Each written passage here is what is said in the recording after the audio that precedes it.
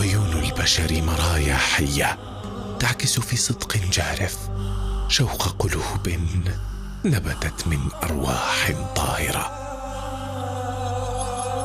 تسعى بحب يصدح بأنين العشق في أفئدة المؤمنين الأوفياء، المختلفة أحسابهم وأنسابهم، المؤتلفة مشاعرهم وأرواحهم في نظرات الضراعة والخشية والرجاء.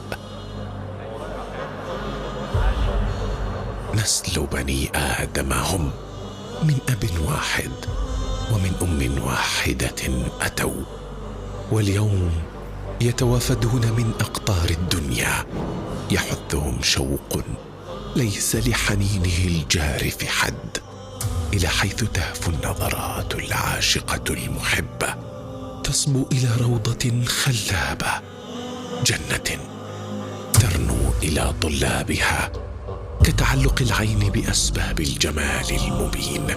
الصلاة والسلام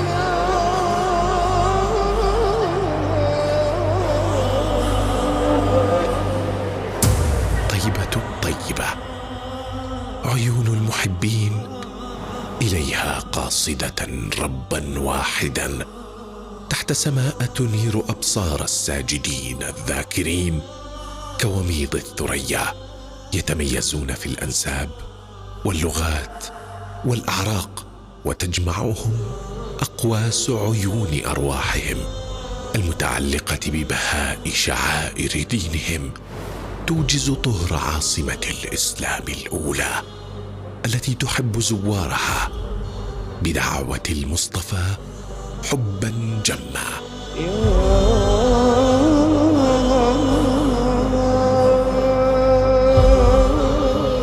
كلهم أتوا ولسان حالهم يصدح قائلا: مشتاقون مشتاقون لزيارة الحبيب ولمسجد الحبيب ولمدينة الحبيب.